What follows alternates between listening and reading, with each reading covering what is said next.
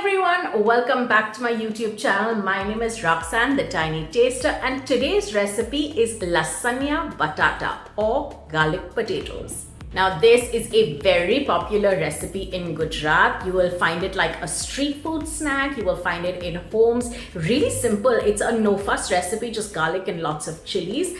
It isn't spicy, but you can make it spicier if you like. I don't think Gujarati food is very spicy. And I think they also sometimes call it Bhungara potato or Bhungara, which they refer to as, Fryums, those long cylindrical fried, almost like a papad-like treat, which little kids have, and they put it on their fingers and then they just eat those fingers.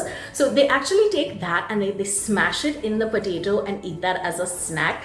I unfortunately couldn't find these Fryums anywhere, so I didn't do that. But I'll put a picture for you so you can get some context. You can make the potatoes with more gravy. You could make it dry. It tends to be a little bit of a dry dish, but simple, everything that you have at home, and delicious. As always, I'll leave a link down below in the description box to my website, which will have the detailed recipe, ingredients, measurements, all that. If you like this recipe, as always, don't forget to like, share, comment, and subscribe. And without any further ado, let's get cooking.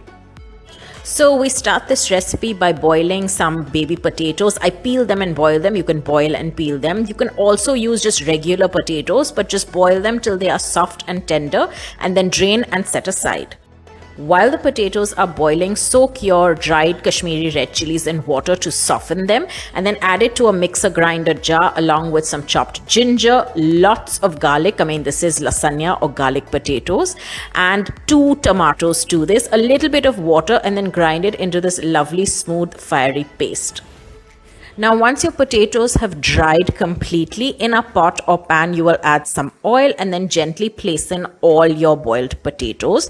Now at this point the potatoes are cooked, right? They're boiled and they're soft, and you want for them to be soft, but I like to crisp them up just a slight bit on each side. So you're not really frying them, but you're just letting it cook for a couple of minutes on each side without disturbing them till it becomes a little light and golden. I like to also just pick up the pot and toss it around. But you could use tongs, you could use your spoon, and very carefully just try and flip them over so that they cook evenly on both sides. And you don't want too much color, just a light browning or a light golden brown on each side is good enough. Just be careful when you are tossing these around or trying to flip them on the other side, because they are boiled, so they are gentle. It will mash very easily, and you don't want that. You want your potato intact to have a little bit of a bite. So with your spoon or with the help of tongs, just gently flip them over and let them cook for a couple of minutes till they have a little bit of color on each side.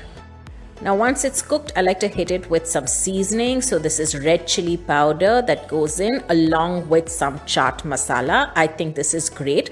The chilies we've used in the paste is actually dried Kashmiri red chili, so they don't have any heat, they just have great color. So the chili powder and the chaat masala gives it a little flavor. And I added salt while boiling the potatoes, so I don't need to salt the potatoes at this stage. Just cook it all together, toss it well so that all the masalas coat the potato, and then just gently take it out into another bowl and set it aside. In the same pot and pan with the remaining oil, I add in some cumin seeds or jeera seeds and a 1 chopped onion, and then just cook it all together till the onions soften or at least turn a little golden brown. Once they have softened and cooked for a couple of minutes, I add in that lovely chili garlic paste. It is just quite something. It smells amazing. And then be careful over here. I've taken it out just from my mixer grinder jar, and usually what I would do is add some water to just wash it out so that I try and get out all the paste, but we don't do that over here. We do not add any water. So just add in the paste to your onion mixture and then cook it for a couple of minutes till it starts to release a little bit of oil, or just cook it for a couple of minutes so it's not completely raw.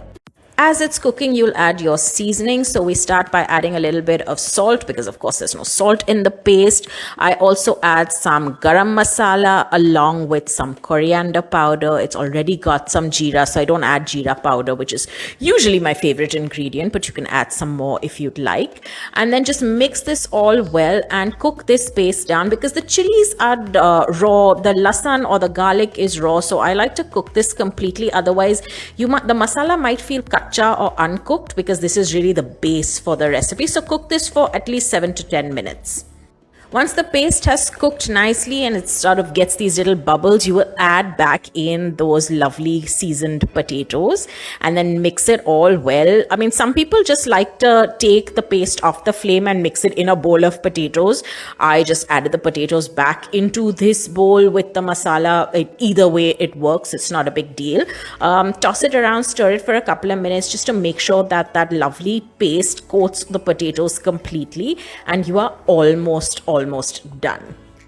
Now, once it has cooked and mixed together and the masala has coated all those potatoes, there's only one thing left to do, which is to hit it with a load full of coriander. I really mean a load full. Just the more the better. It adds more flavor. So I put in chopped coriander. At this point, you could switch the flame off and do this and mix it about, or you could just mix it about and then, a couple of seconds later switch the flame off. You don't have to cook the coriander. It just adds a nice garnish and flavor. And this is really it. This is your lasagna batata. I love this recipe. So simple. Everything that you have at home.